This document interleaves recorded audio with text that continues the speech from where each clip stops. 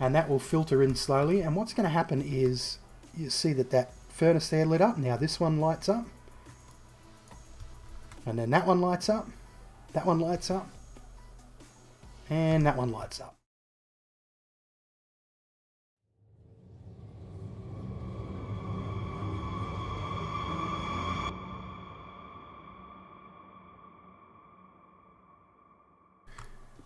G'day fellow miners, and welcome to episode number 17 in my survival multiplayer series, brought to you from the Hypermine vanilla server. This is Hypercraft, and we are in the nether today collecting some much needed nether quartz, because I've run out and I need comparators for my little item elevators that I'm putting in to the smeltery that we looked at last episode.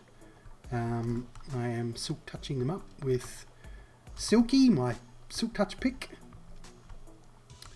and I'm attempting to take nether quartz from like places that are not visible to my the little dome thingy. The little dome thingy where my nether rail ends. So yeah, this episode we're going to finish off the smeltery. I think I've worked around the space that I have, because there was very little space for item elevators, and remember we discussed the requirement for it to be completely fault free so that it does not jam up and we don't end up with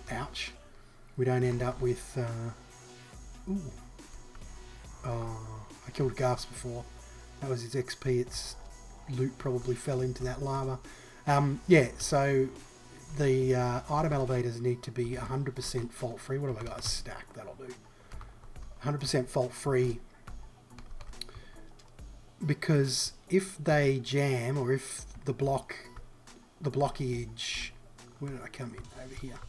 If the blockage backs up too much, I'm going to end up with a whole bunch of, like, well, in the case of the in the case of the blaze rods, I'm going to end up with a whole bunch of blaze rods pretty much trapped in where is that gas? Trapped in the I think, I don't know whether I can make this throw all the way across to there to that level. If I fail it, I'm pretty much dead. Ooh. Oh, frightening. if I yeah, I end up with a bunch of blaze rods or iron ore sort of caught permanently. Ooh, jeez. Hello. Caught permanently in the item elevators. Now, I have done a little bit of work. I've set up the item elevator for the ores, and it actually utilizes a really neat circuit that Lone Wolf showed me, T.O. Lone Wolf, but I have a multiple kind of setup, because this has three droppers. This top one will fill up. If I put a chest full of ore in here, this top dropper will end up filling up, because this hopper will fill with 5 stacks. There'll be more than 5 stacks remaining, because we'll have, you know, a full chest of, or even if I just put more than 5 stacks in, so I put 10 stacks in, that will end up with 5 stacks in it, plus whatever's circulating around in here. But this will end up backing up as well. So I have a separate comparator based clock for this dropper here, and then I have another comparator based clock for these 2 droppers underneath, and I don't really need to do it for this one. This chest I'm going to move back on top of this dropper, And then this chest here, I'm going to move back on top of this hopper here. And I'm working on the comparator clocks for these two here right now, and I think I'm actually going to use a circuit that I saw on Woolly Creeper's channel, which is, I don't know if it's any better, but space wise, but I think it's going to be a little more friendly for what I need. So we need to make a comparator, and I should have a workbench somewhere here, a crafting bench. There. I don't know why I put that away. Probably because it was in the way, and I've definitely got some smooth stone. So we need some of that. We need some torches, and we need some redstone. We're going to need extra redstone anyway. We also need half slabs, full blocks, repeaters, and that's it. So I'll build this comparator. No, I won't, because I don't have enough torches. I'll build this comparator.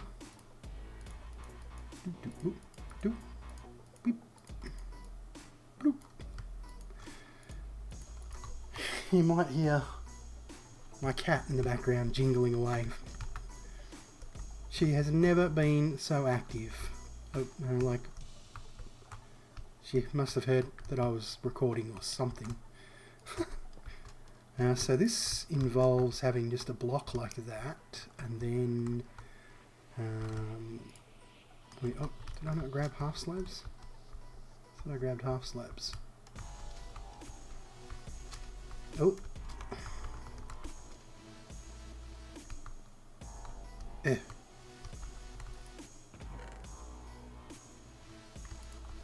I could have sworn I grabbed... Oh, they're on the floor. Anyway, let's do this again. Yeah, I don't know that it's any more space conscious than the other method I'm using.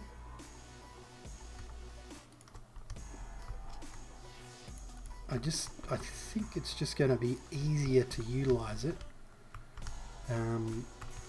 because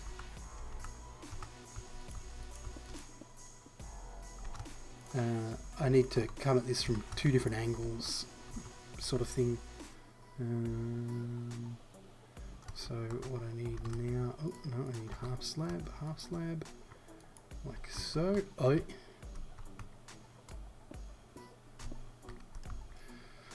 Now I need to also detect if there is stuff in this top dropper as well. So I need to put a comparator on the side here. Comparator, and then I think I actually need a dot of redstone there. Nope, hang on, like that. Then I will put a solid block there. Of course, the biggest issue with this is when this clock is working, it's actually going to be locking these hoppers, which is not ideal, but it's completely unavoidable. Like, there's no way that I can do this without... Actually, it's going to lock that hopper as well. Oh, this is so painful. Look, I'm going to work at this and see if I can't figure out a solution. I may have to just...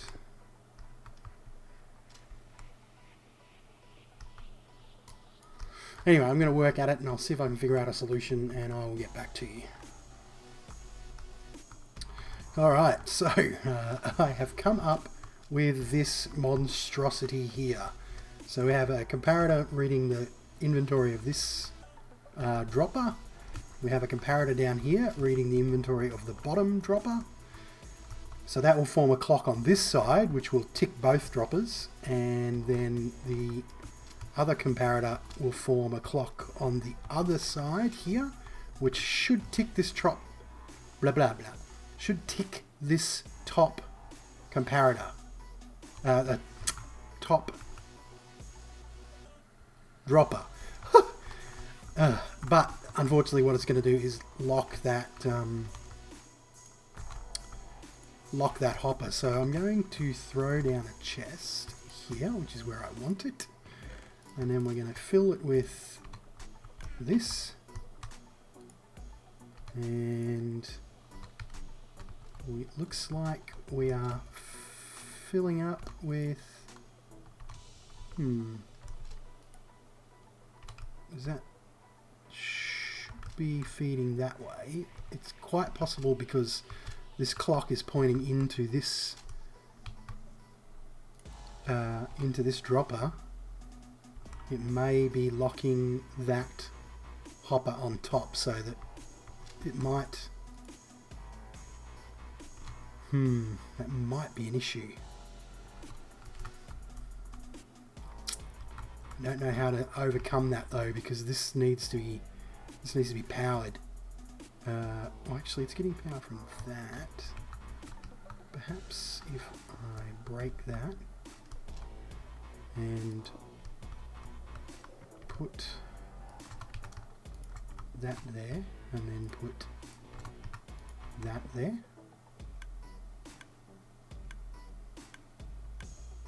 Is it going to tick like that every time?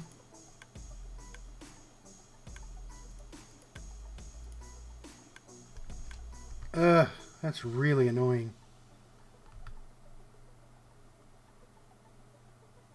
Are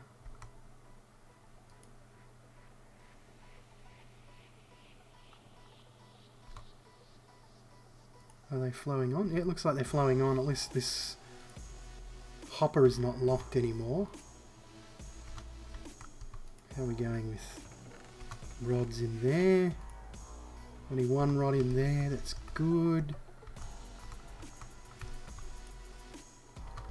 Just watch it for a little bit longer. There's only one rod in there. Once this fills up, it will start to back up in this hopper here. We're not seeing anything going around. Check all these. Furnaces are still full. I can't really do it very easily though. Yep. Well, I should be able to tell by the signal. Yeah, they're all sending a signal to here, which means they're all full of fuel, but nothing to burn basically. So what we have now is we have the blaze rods filling up in here. This is still pumping away. No blaze rods left in there. No blaze rods left in there. No blaze rods left in there. So it looks like it has successfully managed to do it. And you can see there's a little bit of a backup here. Because this hopper is now full. So that seems to be working alright. Whoop! That was not where I was planning, what I was planning to do at all. So yeah, that seems to be working okay. And I did not realise this little trick until I watched Woolly Creeper's last Let's Play. I did not realise that you could read an inventory through an attached block. And that is a very, very, very handy little trick. I learned a couple of nice little tricks. Oh, there's Midnight Designer. Ooh. So, Midnight.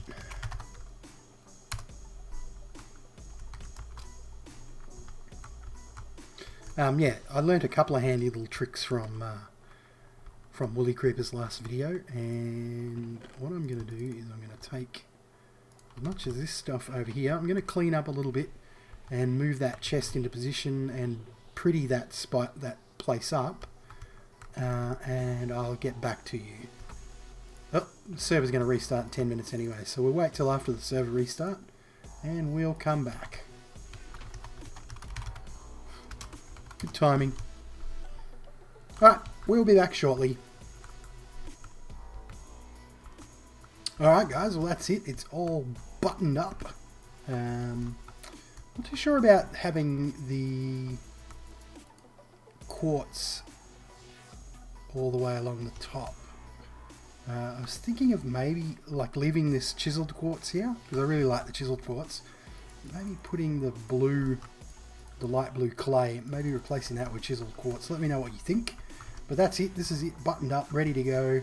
You put your ores in here, ores or glass, sand or cobble. If you remember, I was going to do 3 of these, but because of this side circuit here, for the blaze rod item elevator, it is kind of difficult to fit in 3 of them, and I figured rather than have, you know, multiples of it, I would just use the same one for everything basically. So if I have you know, sand to smelt, I will smelt sand. It's a little bit dark over here. I might need to do something about lighting. I'll just put a torch there for now. So yeah, I'll just put everything in here. I'll put my ores, my cobble, my sand, and use the one machine to process all of it. Now the idea behind this lamp back here is when that lamp goes out, I know I need to go and get more blaze rods, because that lamp is connected to, we'll pop back there again quickly, is connected to this comparator here, which is measuring pardon me, measuring the inventory of this hopper, and I've got it in comparative mode, so that if, basically what that means is that if a single blaze rod is removed from there, I don't know if I've got, yeah, I've got blaze rods circling around, so it won't matter, but if a blaze rod, if suddenly this becomes 63 blaze rods, this will turn off, and it will turn this redstone line off, and that lamp will go out. So that will mean there's no more blaze rods in this blaze rod loop, this top hopper loop, and that I need to go to the blaze farm and go and get more blaze rods to put into the chest. And that's not a terribly difficult thing to do, because what I do is I just make, oh my goodness, parkour fail, hardcore fail. I just make splash potions of harm, and when I throw them, I just switch to my Fortune 3 sword, and I get like the fortune. I get the fortune effect for all the blazes that die from the potion. So that's a really good way of getting blaze rods. So that's it really today, guys. I do want to talk a little bit quickly about what my plans are. I need a few things. I definitely need a tree farm. I need a proper brewing room with, you know, like pretty much an automatic brewing system. I might have to have a look at some of the designs that are around. Maybe I might even just think about just doing my own thing again. Well, the last brewing room I based off Etho's idea, so I might go a different way, or something similar. I don't know. I'm not sure. It's much easier now with the